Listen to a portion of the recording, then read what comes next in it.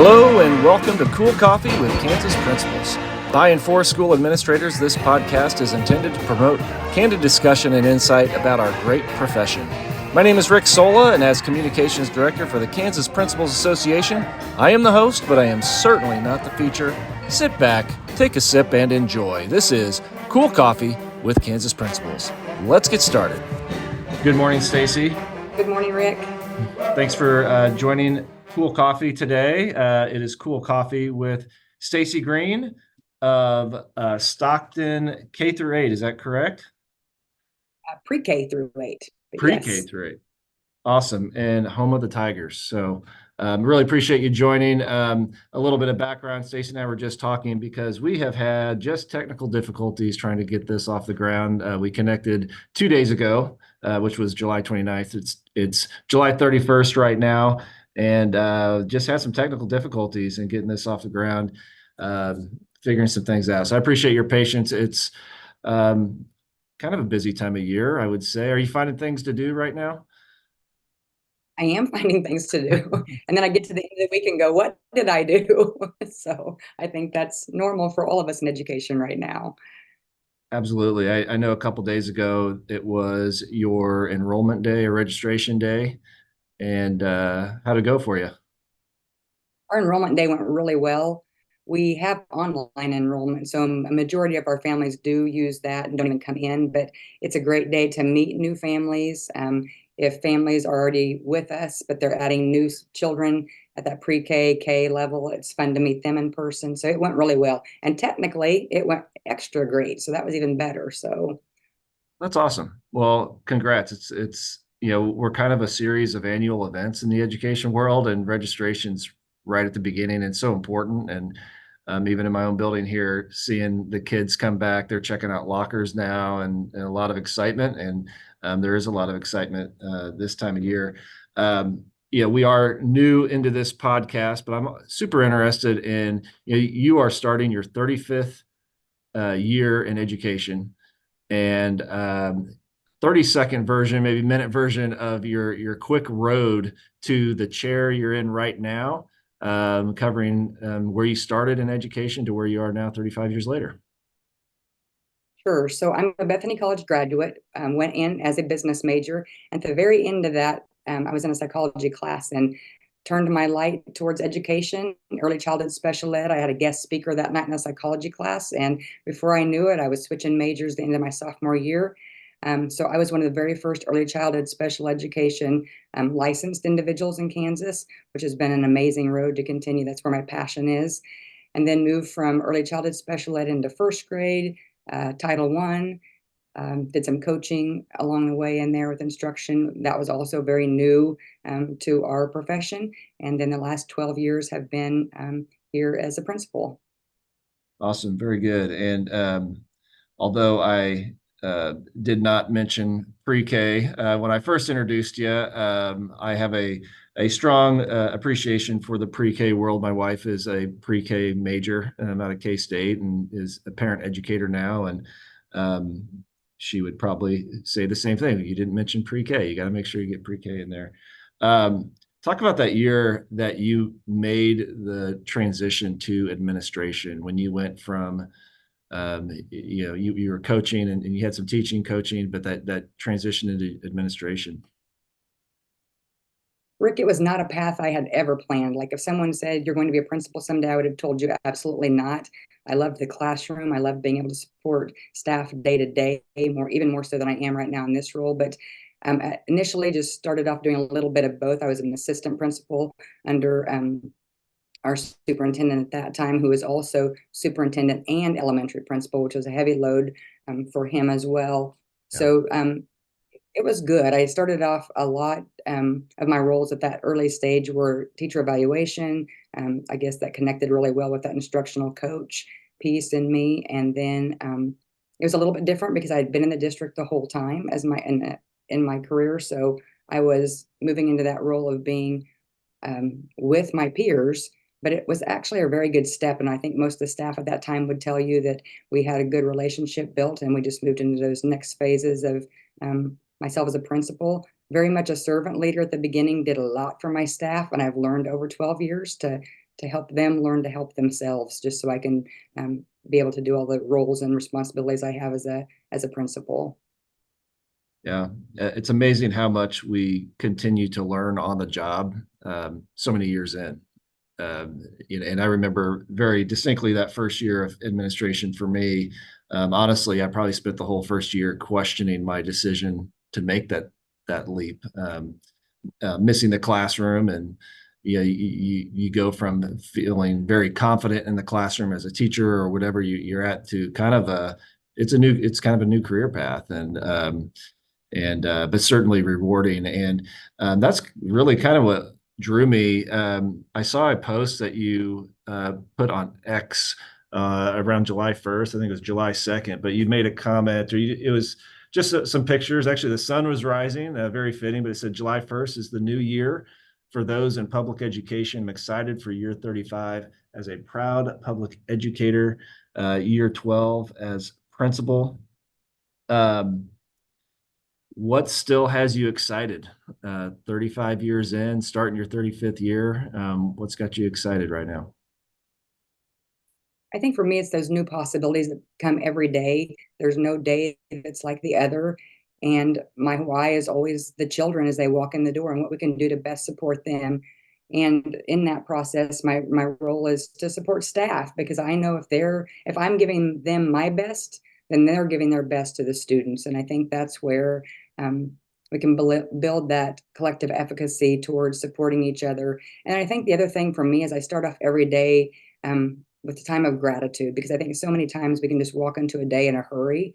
So just really pausing before I even enter the front door of the school and looking for things in a different light. Now, some days I don't do that. I'll be honest. You walk in, you barrel through, you've got meetings, you got your day scheduled, but really just trying to be aware of looking at each child in the eyes and see what's going on for them in that morning. Same thing with staff, checking in to see how they're doing, and just really being present where I am and doing the best I can in that day.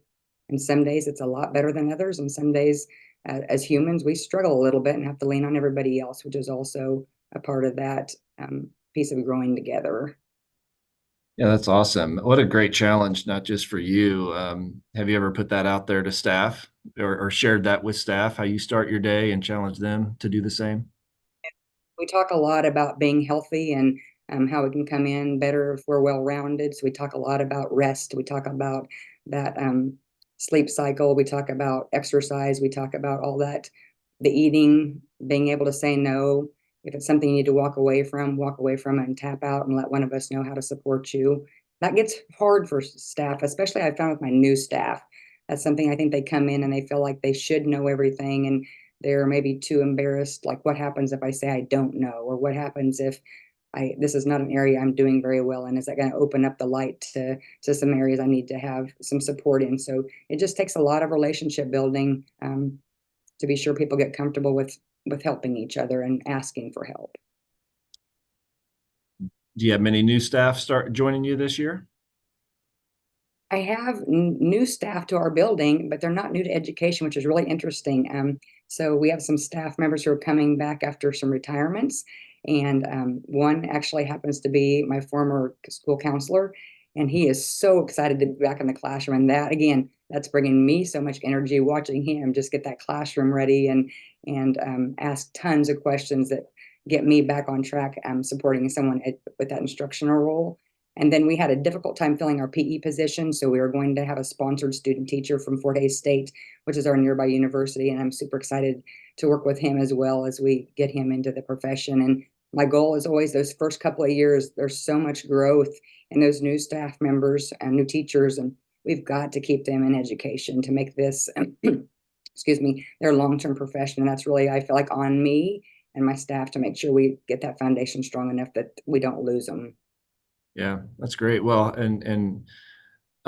nice to have a familiar face come back in, but also a testament to you, someone wanting to come back and work with you in your building and in a different role. And that is exciting when you hire and have new staff. What is it you do? You talk about relationships. Your building, I'm sure, has a sustained culture, very intentional. But when someone joins in brand new and they don't have any of that yet, what is it you do? Because I'm imagining they're starting here with you here very soon. Um, what is it you do to bring them into your the tiger culture out there? A lot of that is just those early on conversations, checking in to see if they need anything, being sure to stay in close communication of like when they're available to come into their classrooms and get started, when they want to meet and look at instructional resources, start to get to know their family connections. Do they have children, grandchildren? Um, Being able to have just those daily check-ins and more personal conversations. And again, you get to learn. You learn over time how to measure that with what a person's more comfortable talking about and not talking about. And then probably one of the things I'm most excited about is tonight we have our third annual summer retreat. And this is completely volunteer on my staff. We started this will be our third year, and just coming together for about 4 hours. We share a meal, kind of kick off our theme for the year. When I throw out Google form dates for people to sign up, try to make sure I'm catching the majority of new staff, because this is really a time for them to come together with their grade band staff, and if there is a co-teacher at their grade level, to get to know them. So tonight is a huge lift for them to really be a part of the culture that they haven't been a part of at this point. So it's one of my favorite nights um, over the last 3 years. Yeah, that's awesome. That's fun, and I love this time of year for that reason. We're less than a week away from bringing in our sixth grader families for like an ice cream social, a little pep assembly, and just bringing them in, first time middle school students and that sort of thing. And like I said, that series of annual events, but there's so many. You see the excitement, and with our staff included.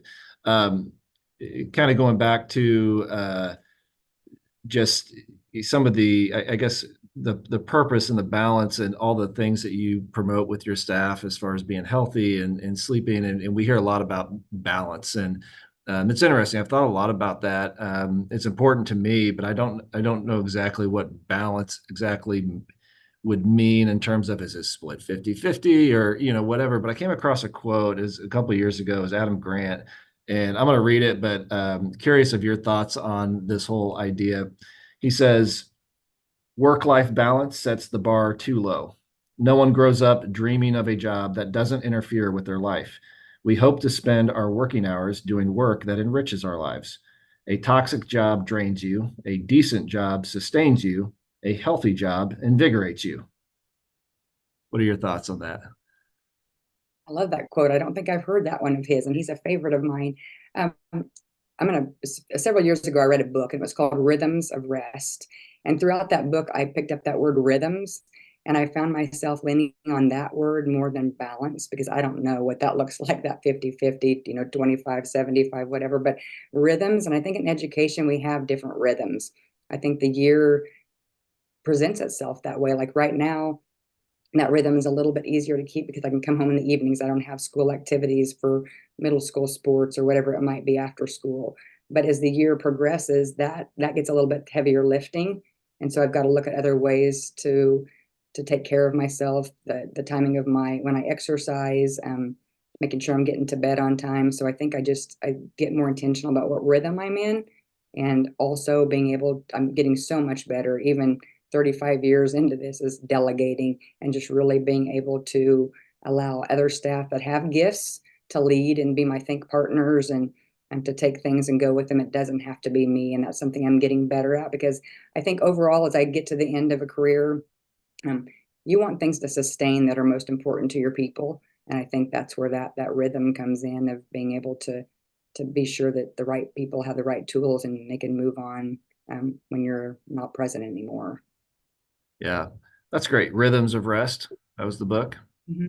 I'm going to put that in the show notes. So when it posts, if anyone's interested in looking into that, I'll have a link to that in the show notes. Yeah, I like I said, I thought a lot about it, and I don't know that I would put the word balance. I love that word rhythm, so I'm intrigued by that because the quote really resonated with me, and we get busy in our jobs, but what we do is important, and there's a lot of purpose with what we do, and that's, I think about my family. That's I hope a good example too of the work we do and the hard work that goes into it, and it's not just as simple as shutting things down right when the bell rings and walking out the door. It requires a lot of work, and as I've gotten on in my career, I feel more and more fortunate to be in the position that I'm in to hopefully make a positive impact on the kids and the community and so forth. But and I'll put that quote in the notes as well. But yeah, like I said, that this kind of resonated with me. Well, I know you're super busy. I want to give you a chance. I give everyone a chance here to brag on their school, their teachers, their community, their district. So I want to give you a second to just to share out what it is that you love about Stockton pre-K through 8. Correct.